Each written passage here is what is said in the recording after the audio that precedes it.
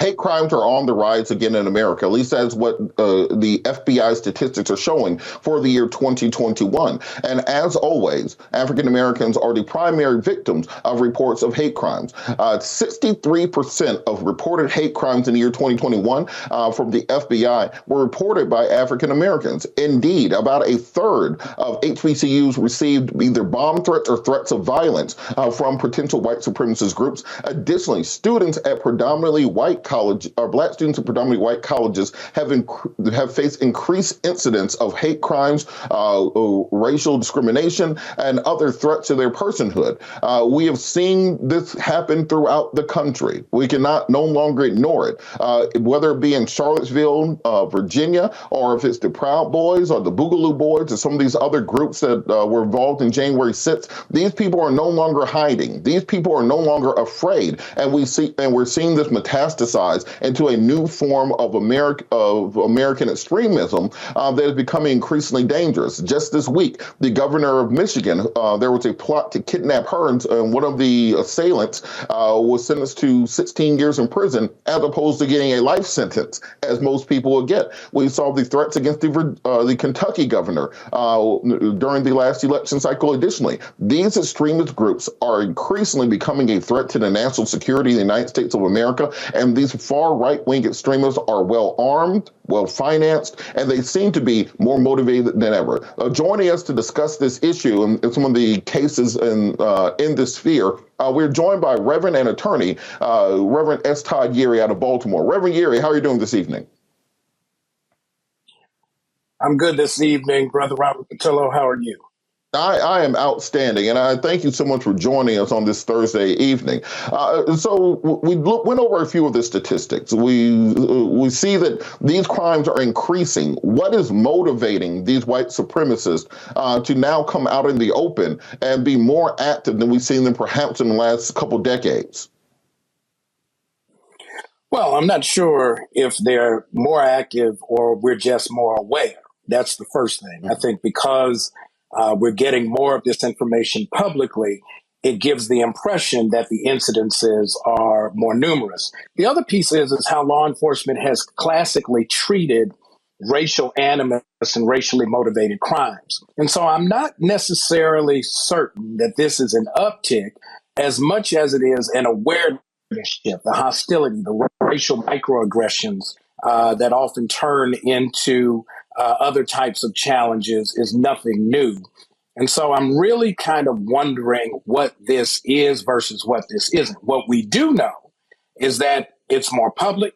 We do know that there was a lot of dog whistling and catcalling in the prior presidential administration. We know that there's been a brewing of these kind of right-wing militia groups going back to the election of Barack Obama. And so there has been a festering of maybe a new sort of racial animus, but I think it's really just a difference in type, not necessarily a difference in number. Well, it's interesting you bring that point up because I feel that we've seen a mainstreaming of this type of extremism. That these things that used to be in, a QAnon chat room or a 4chan chat room somewhere in the deep, dark corners of the internet, now they're on the front page of your Google search results. They're broadcast on cable news at night. There's very much white fear, as Roland's book articulates, about losing your country, as we heard Marjorie Taylor Greene and other people articulate at the Republican National Convention in 2020, defending Western society. Well, when they say Western society, they're not talking about Ghana. They're not talking about the Incas or the Iroquois. They're talking about Western European society when they talk about defending those things. And this mainstreaming of it, I think, is a factor in motivating more people to become more and more radical. How can we fight back against this mainstream media push to create almost excuses for extremism to rise in this country? Well, we got to remember mainstream media, corporate media, profit-making media comes with an angle, with a slant, with a motivation. And so we have to consider what is the bias of the media in terms of how these stories are reported, how the offenders are actually presented. Very often, depending on how this issue gets framed, you may or may not get information about a particular victim versus a particular offender. And that's part of the design, because at the end of the day, media is reinforcing this narrative around this racial openness and this lack of hostility that is really in the psyche of Black and brown people, right? It's all in our heads that this kind of stuff is happening in America, because America has always been this egalitarian bastion of hope and opportunity for the rest of the world. It has nothing to do with the founding documents being rife with all of the kinds of racial animus by structuring the government to actually prioritize and create a hierarchy of race. Forget that part. Let's just kind of pretend that since Brown v. Board, since the days of Dr. King and the modern civil rights movement, since I Have a Dream, we've awakened in this euphoria that somehow or other these problems are not endemic to the fabric of the United States of America. So part of this is the media has an angle, they have a bent, but the other part is you got to look at who's sponsoring these shows. And I think if we follow the money, if we look at the money trail and who are the entities that benefit from this kind of reporting, I think you'll come away with a narrative that won't be shocking to many if we put it in its proper historical context. It's interesting. All those corporations in 2020, when you had the Freedom Summer, Black Lives Matter and activism and marching over George Floyd, all those same corporations that said they were going to donate money to civil rights and community groups and do all this diversity and education and blah, blah, blah, blah, blah, they end up donating money to Republican candidates in the next election cycle. If you go down the donation list, a lot of those people who said they were going to donate to Black folks donate to Herschel Walker. So I don't think that's exactly what we were asking for when we were marching. Now, just legally, from a legal perspective, how exactly does somebody, or do they tabulate what the hate crimes are? Some people would argue, aren't all crimes based on hate? How do they articulate these numbers and know that there's a rise in hate crimes specifically against African Americans? Well, that's the big challenge, right? The hate crime statute actually requires some proving that there's racial animus at the root of the motivation of the actual criminal act. And that's hard to tell by just kind of observing. You've got to get beneath the surface, look at the detail. Is there background information? Is there a history of certain types of statements against certain groups of people? Are there other pieces of information in the investigation of what may be going on currently that indicates there's some racial animus, some racial motivation? And so the reporting of these numbers gets to be pretty interesting. But what's clear is that the vast majority of the numbers that are reported are still overwhelmingly against persons of color who find themselves on the receiving end of racially motivated hostility. Well over 50% when compared to the different demographic groups by DOJ's own reporting.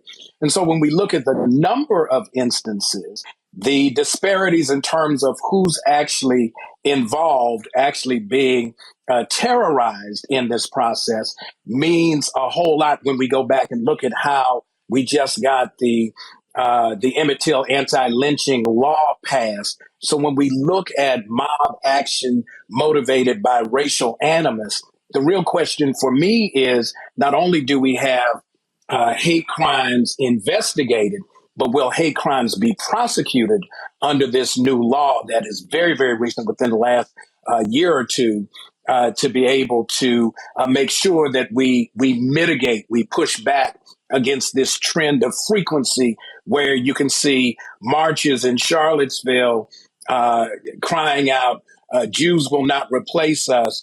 And then the president saying, the former president saying, there were good people on both sides of the issue. Or we see the kinds of violence acted out on 1/6, where some folks say that was just a tour of the Capitol, while others say it was an actual insurrection. When you have that kind of just kind of asinine debate about what is really going on, it makes you begin to question whether or not these investigations that will often start with local and state authorities will ever rise to federal enforcement, because the lens that they're using to determine whether or not this is a racially motivated event is somehow captured in the neutrality of history that says we don't have those kinds of problems here. Last question before we go, because I'm just going to give you the counter argument. I can hear it already with people saying, well, even with this uptick, is this really the biggest problem facing the black community? Isn't black on black crime a bigger issue? What about crime in Baltimore, crime in Chicago, crime in DC, everywhere else going up? Shouldn't we be concentrating on those things as opposed to the rare instances of racially motivated crime? Well, that's always the case, right? So the black on black crime argument is, what about white on white crime argument, right? So typically criminal behavior is within communities that are internal, not external. So we can kind of set that off to the side. But then to the argument about whether or not we should focus on racially motivated crime, that typically is a sign of either cluelessness or privilege, because white people don't have to figure out what's going to happen to me when I walk down the street because I'm white.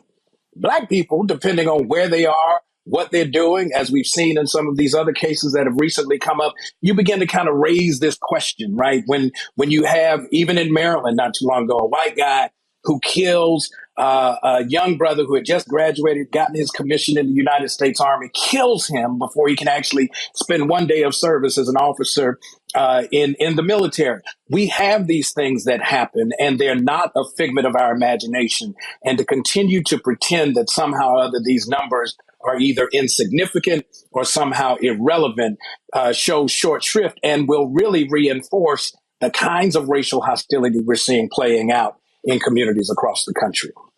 Absolutely. Well, it's something we absolutely have to monitor and something we have to pay attention to because, as you said, we're not making it up. When you drive through a neighborhood as an African American, you see a bunch of Confederate flags, you generally get the idea that I might not want to be there. And that's a form of racial animus that other groups did not experience. We, of course, had the case up in Penn State where Bryce Williams, a young college graduate, just happened to be at the school playing basketball, and there happened to be a Proud Boys rally at the same time, and he ended up in the ICU thereafter. And people are claiming, well, the Proud Boys rally had nothing to do with him randomly being attacked by a group of Caucasian men just for playing basketball. So we have to monitor these situations and bring light to them. Otherwise, people will just try to convince us that don't believe your lying eyes, believe what I'm saying. All right, folks, back to our Roland Martin Unfiltered video in just one moment. When you talk about blackness and what happens in black culture, we're about covering these things that matter to us, speaking to our issues and concerns. This is a genuine people-powered movement. There's a lot of stuff that